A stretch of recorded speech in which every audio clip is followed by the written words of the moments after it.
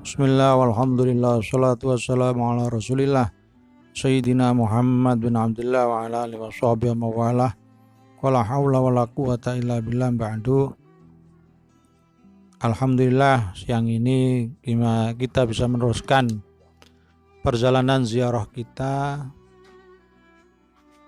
yang pada saat ini kita berada di pusarah seorang waliun min auliyaillah yang bernama Syekh Abdul Manan yang masyhur dengan bujuk Kosambi atau Kesambi. Beliau diberi nama bujuk Kosambi, kalau orang Jawa Kesambi, karena beliau ketika dalam suluk kepada menuju Allah, beliau beruzlah, berdiam di satu tempat, dan beliau bersandar di pohon kesambi sampai bertahun-tahun. Akhirnya akar-akar dari pohon kesambi itu melilit beliau sehingga tidak terlihat oleh siapapun. Itulah beliau sudah mencapai makom fana. Beliau tidak ingat satu apapun kecuali Allah.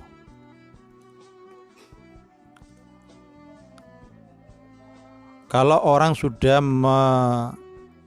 mencapai makom demikian, maka uzur bagi dia, ya, sudah tidak mengetahui waktu dhuhur, asar, maghrib, itu sudah beliau tidak mengetahui. Karena hatinya terlebur dengan mengingat Allah.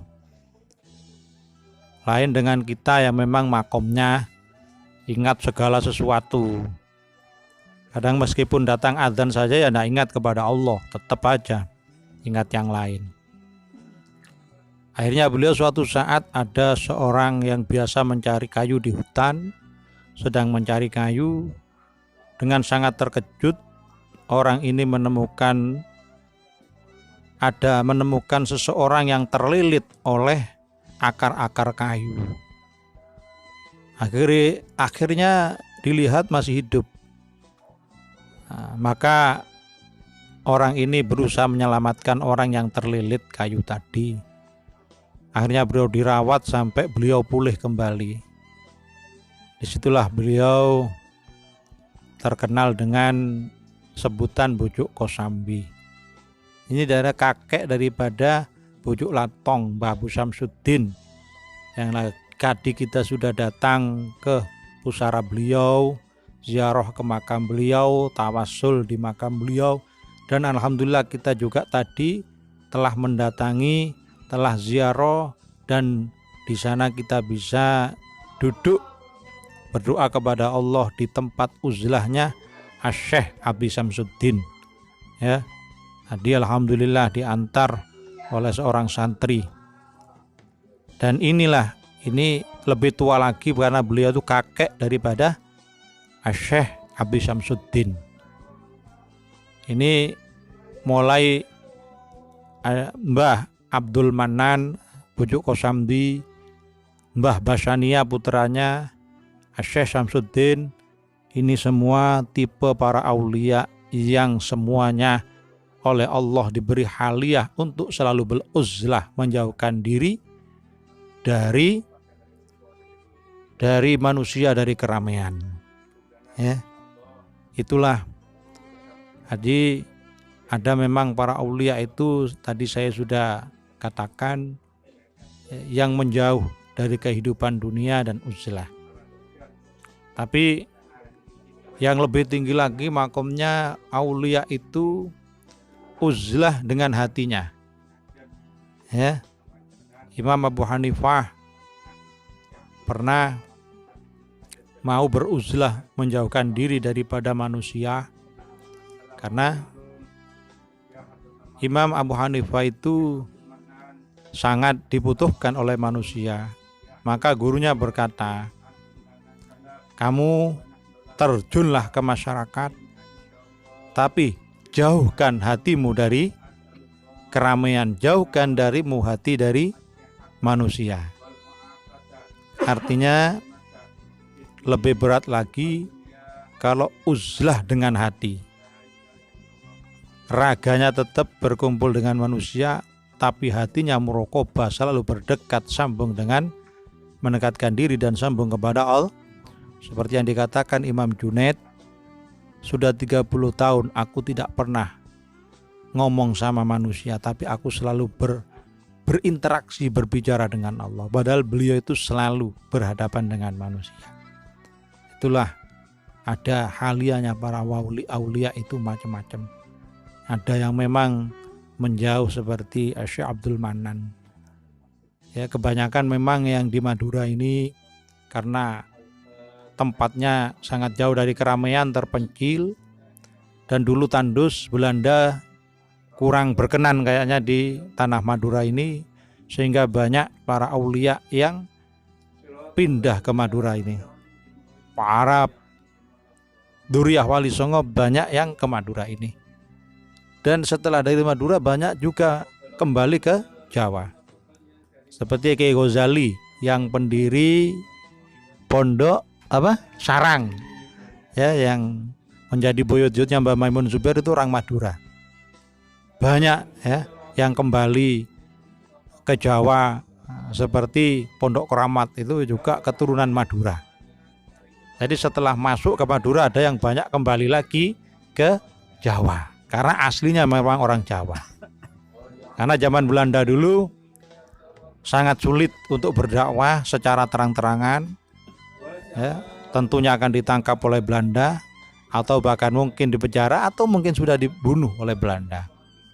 Maka sudah menjadi kebiasaan bagi ulama Jawa, beliau menyembunyikan dirinya, tidak mengaku keturunannya siapa, karena itulah menghindari kejaran Belanda. Pada puncaknya ketika zamannya Pangeran Diponegoro, semua ulama itu menyembunyikan identitasnya, bahkan putranya sendiri tidak boleh bercerita kalau dia turunnya fulan.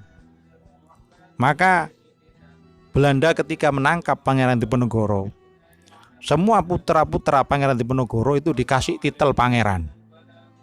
Semua dicatat oleh Belanda untuk mengawasi gerak-gerik mereka. Maka dari itu, ya, juga para Wali Songo itu menghindar dari keturunan Wali Songo, menghindar dari itu. Ya, bahkan ketika didirikan Robitoh itu hampir tidak semua ada yang mendaftar, ya, karena takut ditangkap oleh Belanda. Ya. Dan waktu itu oleh orang Belanda bahwa ada yang keturunan Wali Songo yang sambung kepada Rasulullah, kalau tidak melapor sama Belanda sampai ketemu, itu didenda sangat tinggi, bahkan bisa dihukum. Maka banyak ulama yang sudah menjauh dari keramaian memilih tempat-tempat yang sangat terpencil dan mendirikan pondok pesantren. Bahkan beliau pun menutup jati diri beliau. Maka kewajiban bagi kita untuk mengetahui siapa beliau, agar tidak kepaten obor, kata Habib Lutfi, agar kita bisa mengenang beliau.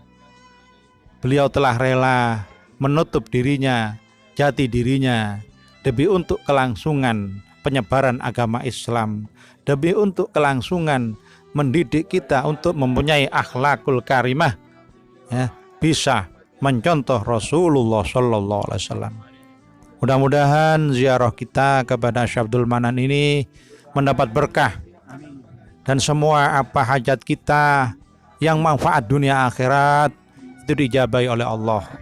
Ya, inilah yang dapat kami sampaikan. Barangkali ada kekeliruan atau apa, saya minta maaf karena keterbatasan saya. Dan ini saya sangat ngantuk luar biasa karena tadi malam kurang tidur, ya.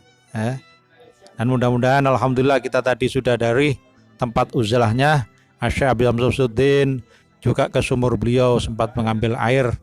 Ini adalah satu karunia bagi kita. Mudah-mudahan itu satu tanda bahwa kita ini diaku sebagai pecinta-pecinta para aulia, ya, terutama Syekh Habib Syamsuddin, Syekh Abdul Manan, Syekh Basania. Wallahu alam bisawab. Assalamualaikum warahmatullahi wabarakatuh.